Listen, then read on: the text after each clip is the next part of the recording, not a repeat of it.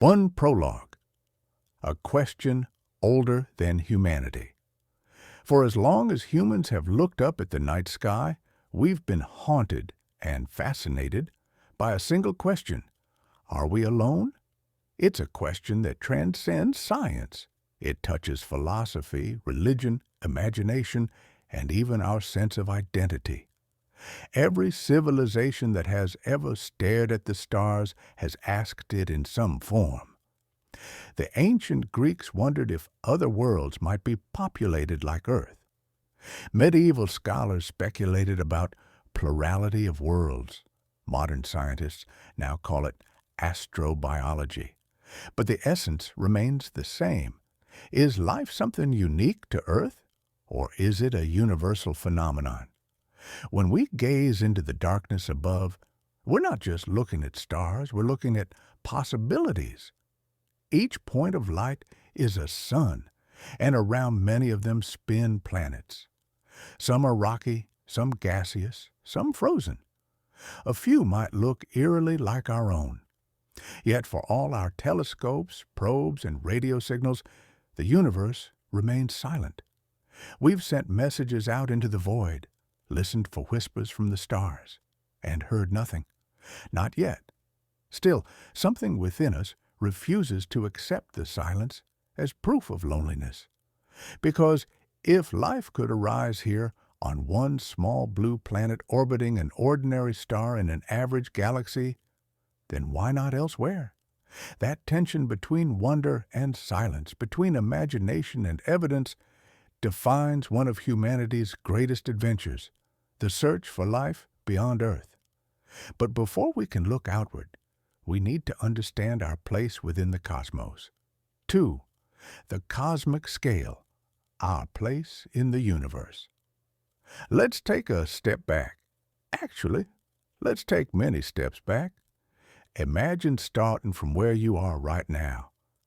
Maybe you're sitting in a room watching this video on a screen. You are roughly 1 meter tall, give or take. Now zoom out to the scale of your city, your country, your planet. Earth is about 12,742 kilometers across, a comfortable size for a homeworld. It seems huge to us, but in cosmic terms, Earth is tiny. The Moon, our nearest neighbor, is just 384,000 kilometers away. That's far enough that a light signal takes a little more than a second to get there. And the Sun, the source of all warmth and life here, is 150 million kilometers away. Light takes 8 minutes to cross that gulf of emptiness. 8 minutes for light. For a jet plane, it would take more than 20 years. And yet, even the Sun is just a single star among hundreds of billions in our galaxy, the Milky Way. If you could travel at the speed of light, itself the ultimate cosmic speed limit, it would still take you 100,000 years to cross our galaxy from one side to the other. And beyond that, there are not just other galaxies, there are trillions. The observable universe contains more stars than there are grains of sand on every beach of Earth. Let that sink in for a moment. Every grain of sand, every tiny dot of matter represents a star. Many of those stars have planets. Some of those planets could have oceans, atmospheres, clouds, mountains, storms, perhaps even life. This isn't poetic exaggeration. It's data. The Kepler Space Telescope and later missions like TESS have revealed that planets are common. In fact, most stars probably have them. Statistically, there could be billions of Earth-like worlds just in our galaxy alone. Billions of chances for life, and yet we have no proof of even one. 3. The fragile miracle of Earth. To appreciate the rarity or commonness of life, we first need to look closely at what we know, our own world. Earth formed about 4.5 billion years ago, from a swirling disk of gas and dust orbiting the young sun. At first, it was hellish. Magma oceans, toxic gases, violent impacts. For hundreds of millions of years, it seemed utterly hostile to life. And yet, sometime around 3.8 billion years ago, the first signs of life appeared, simple, microscopic organisms, bacteria and archaea, thriving in the deep oceans. How life emerged remains one of science's great mysteries. Did it begin in volcanic vents, fueled by minerals and heat? Or did it form in shallow ponds struck by lightning? Some even suggest it might have come from space, carried by meteorites from another world, in a theory known as panspermia. Whatever the origin, life didn't just survive, it evolved. Over billions of years, those simple microbes diversified, learned to harness sunlight, and transformed Earth's atmosphere by producing oxygen. That oxygen allowed for complex organisms, eventually leading to plants, animals, and finally us. We are quite literally the universe becoming aware of itself. Carl Sagan once said, "We are made of star stuff." And that's not a metaphor. The carbon in your body, the calcium in your bones, the iron in your blood, all were forged in the hearts of long-dead stars that exploded billions of years ago. We are the children of supernovae. So, if the same laws of physics, chemistry, and evolution operate throughout the universe, shouldn't life be everywhere? 4. The search beyond, signs of other worlds. For decades, scientists have been trying to answer that question, not just with imagination, but with instruments. We look for biosignatures, chemical fingerprints that might indicate life. When a planet passes in front of its star, a tiny fraction of starlight filters through its atmosphere. By analyzing that light, astronomers can detect molecules like oxygen, methane, or water vapor. Finding all three together would be like discovering a cosmic calling card. Life was here.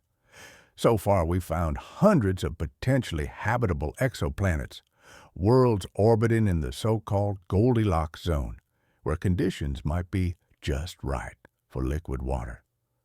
Some are tantalizingly similar to Earth. Others are bizarre and extreme, lava worlds, ice giants, or rogue planets drifting through darkness without a star. And beyond telescopes, we listen.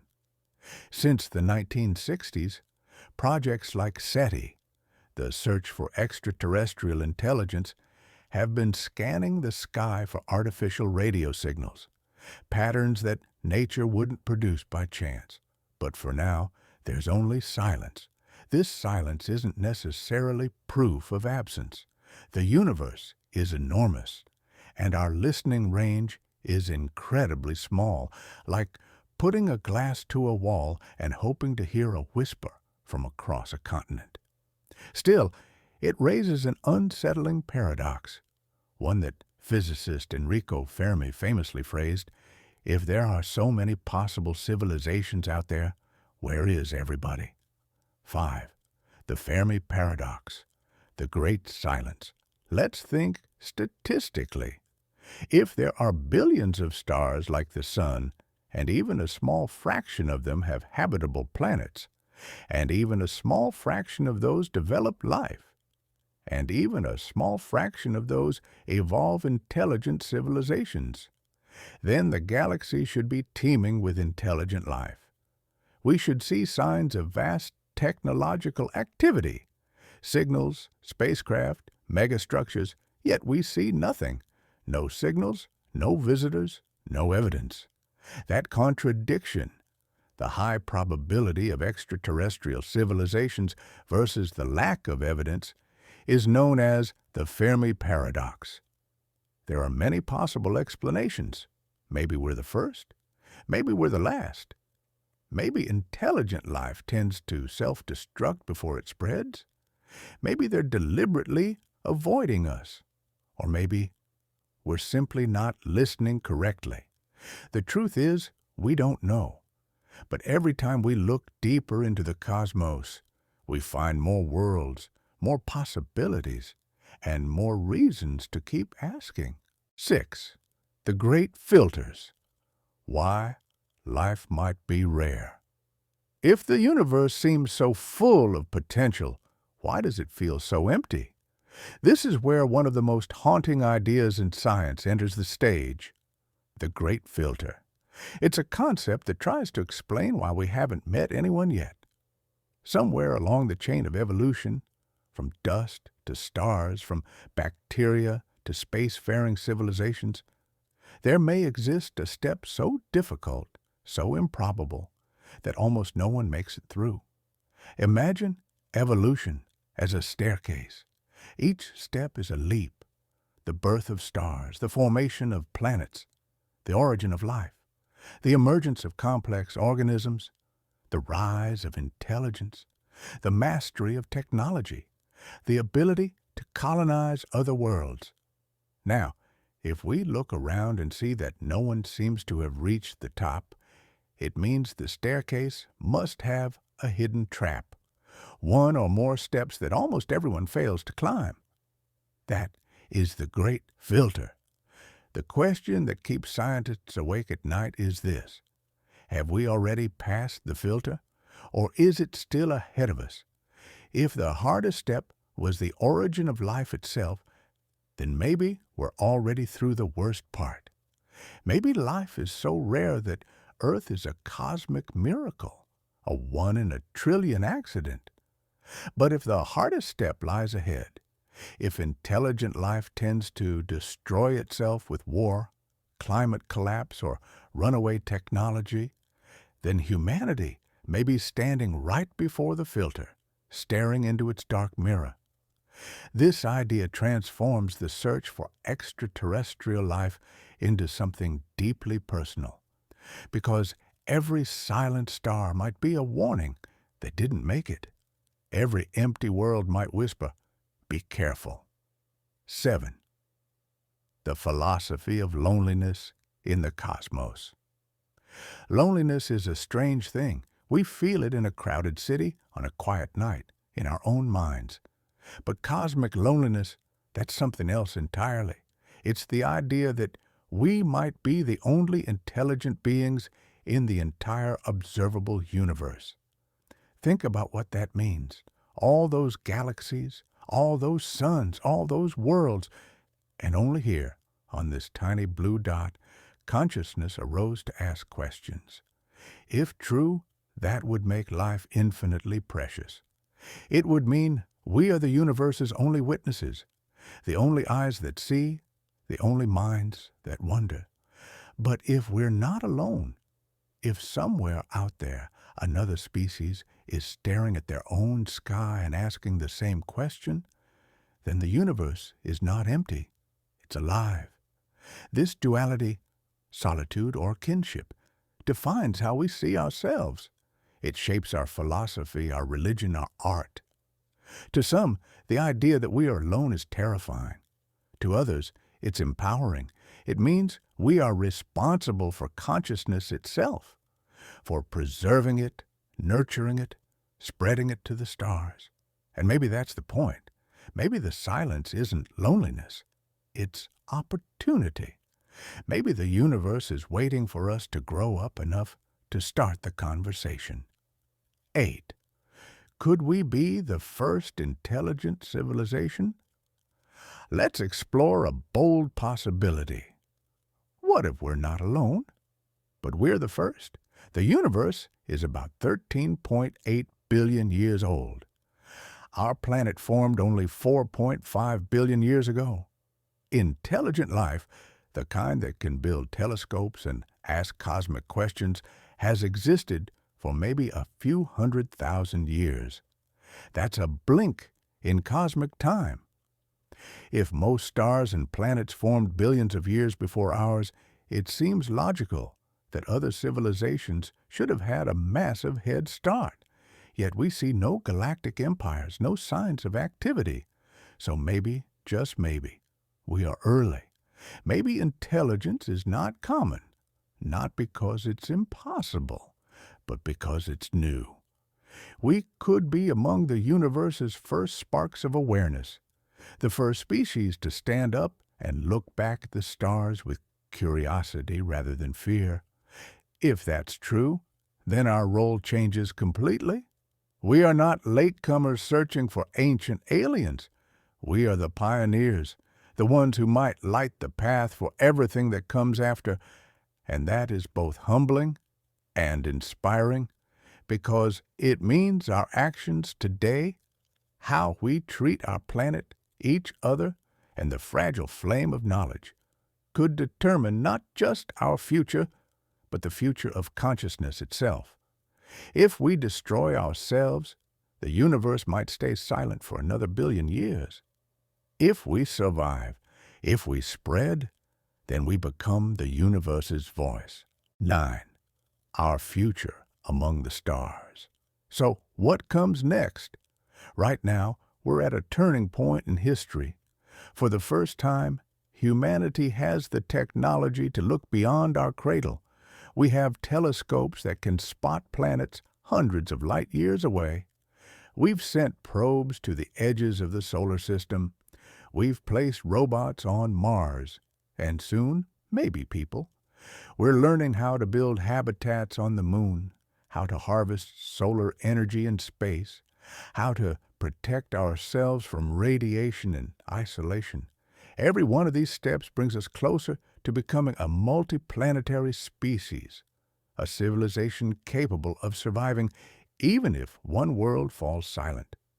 Space exploration isn't just about curiosity, it's about survival. All life on Earth is vulnerable to disasters, asteroid impacts, supervolcanoes, even our own mistakes. If life exists only here, then all of existence balances on a single point of failure. That's why space exploration matters. It's not escapism, it's continuity. It's how the universe ensures that the miracle of life doesn't end on one small planet orbiting one ordinary star. And in that sense, every rocket launch, every telescope image, every experiment in a space station, these are not just scientific milestones. They are acts of hope. We are, piece by piece, writing the next chapter of the universe's story, the one where life learns to travel, adapt, and thrive beyond its birthplace. 10. The silent universe speaks. Let's return to the question that started it all. Are we alone? Right now, we don't have an answer, but perhaps the silence itself is an answer, one that invites rather than denies. Maybe the universe is not silent because it's empty. Maybe it's silent because it's listening, waiting, watching what we will become. When you look at the night sky, you're not just seeing stars. You're looking into history, into the ancient light of worlds that might already be gone. Each photon that reaches your eye has traveled for millions, even billions of years, carrying with it a message from the deep past. And in return, we are now sending our own messages into the future. The golden record aboard the Voyager spacecraft, launched in 1977, carries music, images, and greetings from Earth, a cosmic time capsule drifting beyond our solar system. It will outlive every city, every mountain, perhaps even the sun itself. Long after we are gone, it will still travel on, whisper into the stars, "We were here, we wondered." That may be the true beauty of our search, that in looking for others, we discover ourselves. Because whether or not we find life out there, one thing is certain: life found a way to exist here, to think, to dream, to reach. And that alone makes this universe extraordinary. Epilogue: the responsibility of being first. If we truly are the first intelligent species, then our responsibility is immense. We are the caretakers of a rare and precious awareness, the only known form of the universe capable of understanding itself. Our duty is not just to survive, but to thrive wisely, to ensure that knowledge, compassion, and curiosity endure, to carry consciousness forward so that one day, perhaps, far in the future, when another species looks up at their own night sky and asks the same question, they will not wonder if they are alone. They will see our light, faint, distant, but undeniable, and know that someone came before.